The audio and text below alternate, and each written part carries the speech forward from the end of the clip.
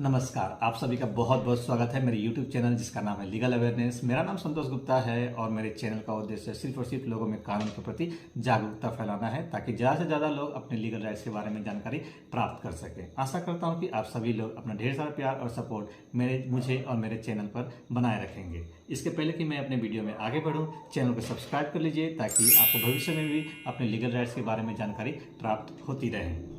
मैंने अपने पिछले वीडियो में भी बताया था protection of woman from domestic violence act 2005 के बारे में, जो कि घरेलू हिंसा से डील करता है।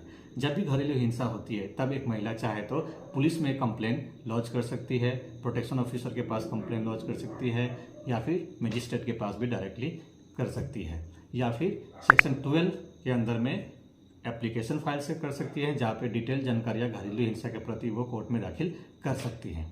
सेक्शन 18 जो कि प्रोटेक्शन ऑर्डर से डील करता है, जो कहता है कि अगर हस्बैंड और उसके घर वाले दोबारा से घरेलू हिंसा करते हैं तो उनके प्रति स्ट्रिक्ट एक्शन कोर्ट के द्वारा ली जाएगी।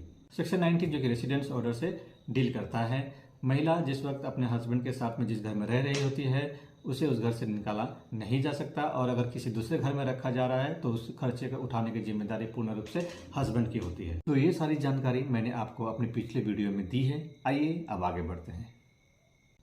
सेक्शन 20 मॉनिटरी रिलीफ से डील करता है। अगर कोई महिला जॉब कर रही होती है या फिर कोई बिजनेस कर रही होती है और घरेलू हिंसा की वजह से उसे उसका नुकसान हो रहा हो तो उसकी भरपाई करने की जिम्मेदारी हस्बैंड की होती है। और अगर घरेलू हिंसा की वजह से महिला को मेडिकल खर्चे उठाने पड़ रहे हैं तो भी उसकी भरपाई करने की जिम्मेदारी हस्बैंड की होती है। वाइफ के मेंटेनेंस का खर्चा, बच्चे के मेंटेनेंस का खर्चा, जैसे कि कपड़ा, school fees, tuition fees, ration, खाने पीने का खर्चा, ये सारी जिम्मेदारी हस्बैंड की होती है। और महिला जिस वक्त हस्बैंड के साथ रह रही होती है और उस वक्त वो जो लाइफ स्टाइल वो जी रही होती है उसी same level of life style जीने की हकदार वो अब भी होती है। तो इन सारी चीज़ों को ध्यान पे रख कर ही मेंटेनेंस का पैसे का खर्चा फिक्स किया जाता है कोर्ट के द्वारा।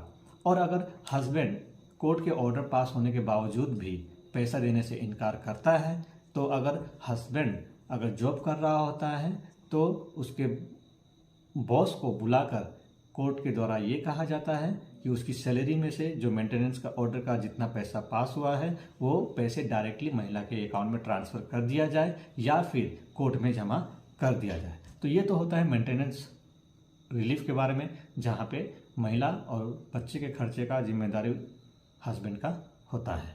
सेक्शन 21 कस्टडी ऑर्डर से डील करता है, जहाँ पर टेम्पोरेरी कस्टडी बच्चे की माँ को दी जाती है। और इस बात का भी अरेंजमेंट किया जाता है कि हस्बैंड चाहे तो कभी कभी अपने बच्चे से मुलाकात कर सकता है, पर अगर मजिस्ट्रेट को ऐसा लगता है कि ये बच्चे के हित में नहीं है कि उसके पिता अपने बच्चे से मुलाकात करे तो मजिस्ट्रेट हस्बैंड को मना भी कर सकता है अपने बच्चे से मुलाकात करने के लिए।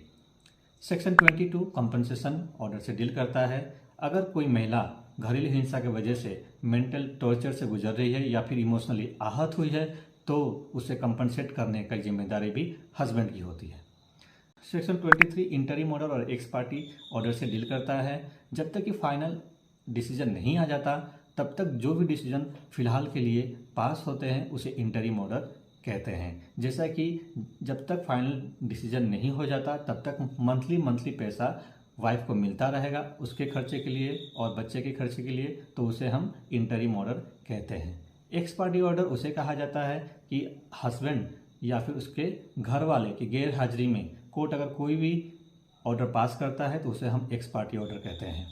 कोर्ट अगर ये सेटिस्फाई हो जाता है कि घरेलू हिंसा हुई है तो वो हस्बैंड या उसके घर वाले के गैर हाजिरी में ऑर्डर पास कर सकता है, जिसे हम एक्स पार्टी ऑर्डर कहते हैं।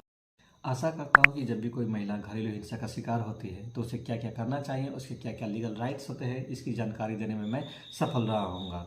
आगे और भी इस तरह की जानकारी आपको प्राप्त हो सके इसके लिए मेरे YouTube चैनल को सब्सक्राइब कर दीजिए। एक नए टॉपिक के साथ मैं फिर हाजिर होऊंगा अगले शनिवार शाम 6 बजे। तब तक के लिए नमस्कार, स्वस्थ रहें, खुश रहें।